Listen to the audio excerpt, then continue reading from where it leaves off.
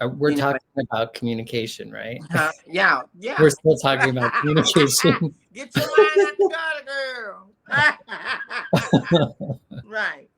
Right. But you know what I'm saying, and it depends on the person. You know, if I want to receive what you're telling me, I'm gonna accept that. Right. But if I disagree, I'm gonna have to communicate back what I heard Mm-hmm. and relay it back to you. So we're all make sure that what you just said to me is what I heard. Is that correct? Right. Right. And then it's up to me to say, okay, well, I don't follow that. Mm-hmm. Or, okay, well, help me to understand so we're on the same level. You know what I mean? It's a given back and forth.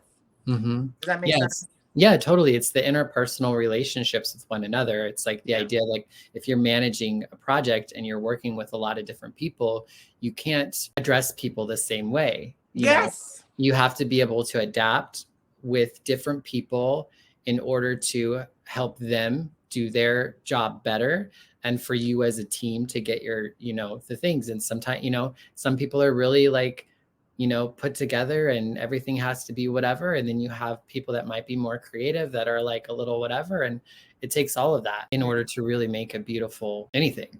Project. Yeah. So now with Transvisibility, and we're on a project of love today. Love and acceptance and understanding and communication.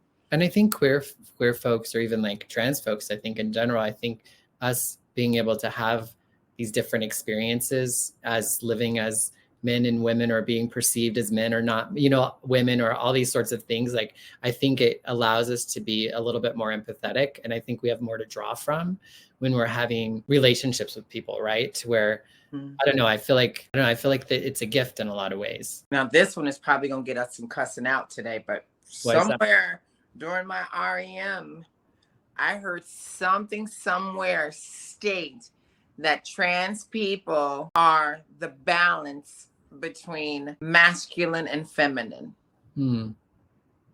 That's what I heard. So we're that spiritual connection between the two. I think that makes a lot of sense, that like we are, and a lot of folks like us have been healers over the years, and we're like the people in the community that people come to, we bend the rules, but we're able to like be there for men and women, and you know what I mean, like those sorts of things. Because even like queer men, have a lot, like girls talk with, I don't know, there's just like, there's these spaces that we get to be in. And I do think like the masculine and the feminine, especially the binaries, gain a lot from being with us and seeing us. And to me, I'm not a big dualistic black and white kind of binary thinker. I think the truth is that there's just so many colors. There's more gray. There's, all those, however way I love the happy gray. Yeah, like any of the ways you want to say that. And so I think what we do is we create more space in which other people can find themselves in, because the reality is we all are like all over the place all of the time, right? And there was times when I was super rigid about, trying to be more masculine, and that didn't go so well, but but I tried, you know what I mean?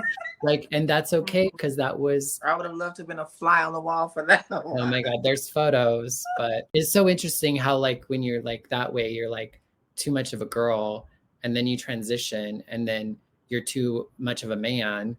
And so it's like this weird, at least that's been my experience, where it's like I can't win for losing. You know what I mean? Standards. Did you see who popped in? It's Carrie.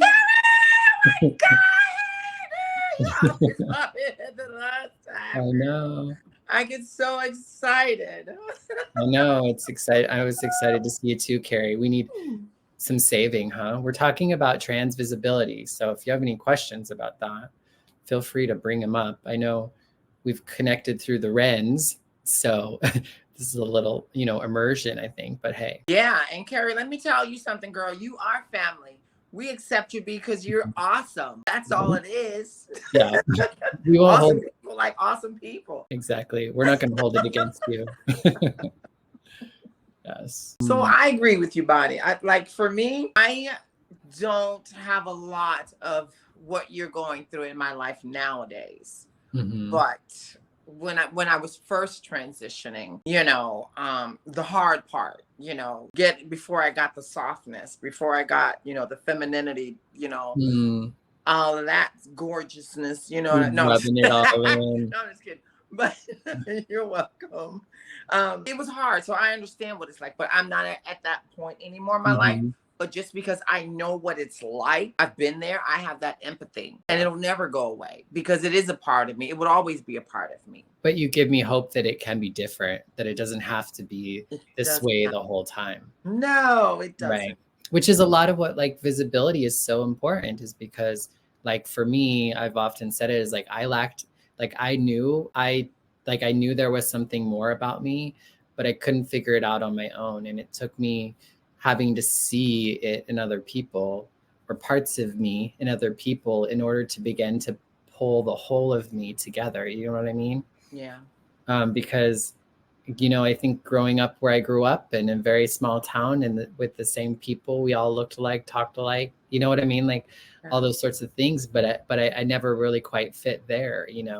And as I got out more and more in the world, I began to awaken, I think, parts of myself that were just waiting. They were just waiting to get lit up, so to speak. Well, through my 25 years of living on this earth, 25.